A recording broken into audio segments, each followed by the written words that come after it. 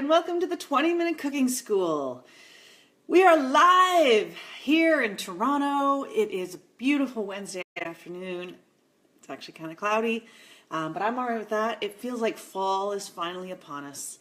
The air has changed. It is a little bit cooler out, and it's a little bit gray out there. Can you see out there? A little bit. No, you cannot see out that window. I apologize. We could lift you up. Let's go. See? A little gray, you know, which I would say is perfect soup making weather. Thank you everybody for hanging out with me last week and making turkey, dry brining the turkey. I hope you guys had fun. I hope you dry brined. If you did, I want to know how you enjoyed it. Was it scary? Was it weird? Was it delightful? Ours was really good, and to be fair, we've got like maybe a cup and a half left of turkey scrap meat. So the leftovers were delicious, and we are now going to deal with the carcass. So once you have roasted your turkey, we want to get the most we possibly can out of this beautiful set of bones, frankly. Usually you pay good money for a turkey, and you want to use every last bit of it and give it as much respect as you possibly can. So with that in mind, if you have turkey bones in your fridge still, you can follow along. If they're in your freezer, even better. That's where they should go. And then if you don't have any turkey bones, well, have fun anyways, and it's going to be great, and I promise it's going to be hilarious. So, first off, the dishwasher's finished. That's always good. Let's open that up. So, on Sunday night, after we had our roast turkey, which was just a couple days ago, first of all, I think we killed the rest of my family because everybody went to bed except me and Michael, and Michael and I, and we were sort of left with the mess of cleaning everything up. So Michael did this. I'll give you a little bird's eye view here. It has been in the freezer. That is just a big, huge Tupperware container full of turkey bones and like scrappy bits, this, that, and the other thing. So that is the base of stock. And this isn't like a classical stock. So classically, if you were going to be French and chefy, you would take fresh bones, roast them, and then make the stock, which is essentially just exactly what this is. We just happen to have eaten all of the meat that came off the bones first. So I'm going to take this whole, first of all, okay, step one, take off as much of the meat from your turkey as you possibly can. By the way, this is the 20-Minute Cooking School. How do you do? We are here to talk about the fast, easy, simple cooking tips and tricks that make your life easier, more fun, and more delicious. I've got my box of turkey bones. So then, once you get most of the meat off your bones, check them in the freezer a couple days ago. These are frozen, that's fine. Get out your largest pot. Now, this is my large pot. Does that show you how big it is? I don't actually know. It's 26 centimeters. It's 11.4 liters. This is an 11.4 liter pot. I could go bigger, happily. I don't want to go smaller. You want your big pot. So you want something like your lobster boiling pot, your jamming and canning pot. You want a large pot. Because the idea behind this is I'm going to add a ton of water, a ton of aromatics, then I'm going to simmer the whole thing for 24 hours. It's okay. We'll get to that. We'll get to the 24 hours bit. And concentrate it. And then we'll have like turkey elixir, which we can bathe in. Okay, so big bucket of bones here. It'd be great if you could just buy that at the grocery store. A big bucket of bones, please. Doesn't want to come out. Not a problem. Not a problem at all. We're just going to whap it. Not working. I feel like it's going to... Here we go. Oh, she's going to go. One brick of turkey bones in a pot. Now, for some reason, we also have, we must have run out of room in the turkey, in the Tupperware container. So now we also have, I'm pretty sure this is turkey, although this is a lesson in why you should always label your stuff that you're putting in the freezer. Smells like turkey, looks like turkey. It's going in. Hey, Naomi. Hey, Lauren. How's everybody doing? Naomi, tell Evie I'm wearing pants. I promise I'm wearing pants today. Okay, bag down. And then I have no idea what this is. This is why you should always keep a Sharpie next to the freezer.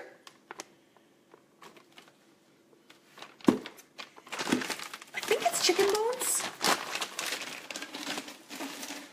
It's definitely not like sausages or something like that. You know, chicken and turkey get along very well, especially in the soup pot. If you are just tuning in, we are making stock from our leftover turkey carcass. It is the 20-minute cooking school. And if you're not making turkey stock, you are a chump, because it is like weeks and weeks of delightfulness. Turkey stock is one of my favorite things. Even as I'm like putting the bird into the oven, like the roast turkey, and it's like, oh, yay, it's Thanksgiving. I'm already like, oh, and there's gonna be turkey soup. My personal favorite, turkey rice. Also like turkey noodle. Could definitely go with turkey barley. Anyone? Turkey barley, turkey rice, turkey noodle. There's gonna be some vegetables in there. But, now this is important. Yeah, you gotta protect your legs in case you drop a frozen block of bones on yourself. It's true. These things could be sharp. You got that right. But listen, here's the thing about making turkey stock. This is just turkey stock. I'm still gonna have to use this to make soup. So this isn't actually going to be the soup. This is just going to be the stock. This is just going to be the kind of conduit for the soup. It's a critical step, though. So that's what we're making today. Now, I know that there's this myth that when you're making stock, you just sort of open up the crisper, see what's in there, and just add whatever you got. So here are the contents of my crisper. I got 3/4 of a cabbage, half an onion. Lord knows how long that's been there. Here's some green onions and parsley. Celery, carrots, another lone carrot here. I got some cilantro, I got ginger, I got the works. So this is the thing. You do not want to add just any old thing to a stock. For example, no cabbage, no members of the cabbage family. No broccoli, no cauliflower, no Brussels sprouts. No turnips. Nothing funky. You want your classical French / Italian aromatics. I seem to have trouble speaking. So, celery, yes. Carrots, yes. Lone carrot, yes. Parsley, yes. Green onions, yes. Red onions, yes. Ginger, no. No ginger. Go away, ginger. Garlic, maybe. We can discuss. Cilantro? No! Cilantro does not belong in turkey stock. Now we have our things. This is a time. It is a time. It is not a time to put cauliflower in your stock or broccoli stems. If you had leek tops, yes. Leek tops, yes. If you have, a sad-looking carrot, is your carrot sad? Call 1-800-HAPPY-CARROT. That's not true. Sad carrot, maybe, like this poor carrot, I don't know, I just couldn't bring myself to, it's so weird shaped. It's going in. And then I will also go to my bag of carrots and fish out the ugliest ones that I don't think I can do anything else with. Oh, here's a big guy. I think I'll put in 4 carrots. Okay, here's the sad guy. He's already looking quite sad. We're going to chop off that moldy bit and add him. So yeah, the myth that you can just add anything to the soup pot needs to go away. Because, first of all, you don't want funk in your soup pot. So you don't want, like I said, anything in the cabbage family or in the turnip family. As well, you don't want mold in your soup pot. No. Guess what? If it's moldy on the outside of your soup pot, that is not going to bring good flavor to the inside of your soup pot. So think classical French aromatics, and think in slightly decent shape, not moldy. Starting to be sad, all dried out, that's fine. Not moldy. Now, I don't peel. I'll just show you what I do here. I just take my carrots and kind of break them into large pieces, chuck them in. Here comes another one. Very satisfying, not peeled, not trimmed. Good. This is really a very fast process. Now with the celery, if you find that there's that stalk on the outside that maybe looks a bit ribby, maybe looks like it's been around for a while, or it's the little ones on the inside that are just, you know, too fiddly. Or how about the top here? Celery leaves are great in stock. Yeah, but all these tops. You know how this weird thing happens at the top of the celery that after you get past the top rib, everything just has a different texture? Great for the stock pot. So fresh. Love it. Going in. And again, with these guys, it's going to be an unceremonious, very fun, into the pot, into the pot. So I think with stock you have to have celery, just flavor-wise. You really need to have celery. You really need to have some kind of carrot, and you really need to have some kind of onion. Now this onion, I don't even know how long it's been in the fridge. It doesn't look too bad actually. And I'm not going to peel it. Could be red, could be yellow. Peel on, go, oh man, it's going on the floor, it's going off of the floor and back into the pot. Back in. Okay, so I've got some onion, and then I've got this very much on its last legs bunch of parsley.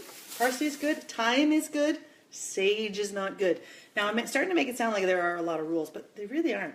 As long as you don't put anything funky, just think no funk. This is an unfunky stock. It does not know Stevie Wonder. It has never listened to Pharrell Williams. Here's a green onion. I have a bunch of green onions today because I did a City Line show, so I have a bunch of leftover green onions. Parsley stem, yes. Now, then one more green onion. That is it. And then this whole bunch of parsley, which frankly has seen better days, and some of it's going yellow. It's not moldy yet. No. But, you know, it's still full of flavor. I love parsley in stock. Now, this is quite hilarious because while I have been tossing stuff off camera here, whoops, I have to like perform CPR on this huge pile. No, what we're going to do now is we're going to move to the sink. Move this whole guy over here. Come with me, won't you? Won't you be my neighbor? Guys, it is the 20-minute cooking school. It is 4:13. We have 7 minutes left to make turkey stock, which is absolutely not enough time. But what I'm going to do here is turn on the water. Live water. And all I'm going to do is fill up my stock pot as high as I can. And I'm just using cold water from the tap. And this will start to, some of those vegetables will start to go down into the nooks and crannies in between the turkey bones.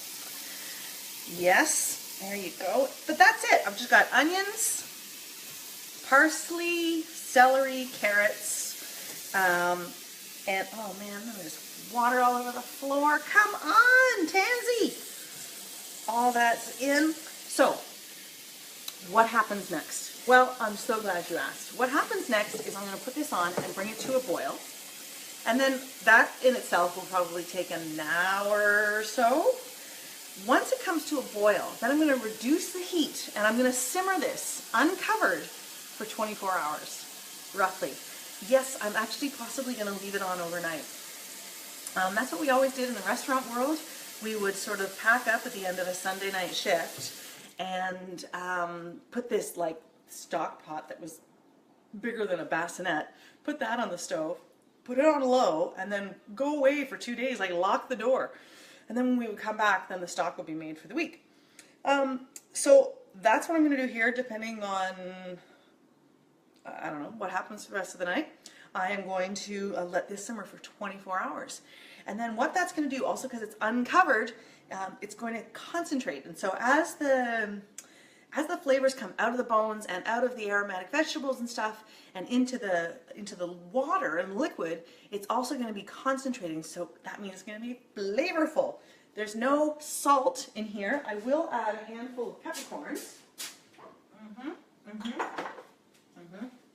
I do like pepper.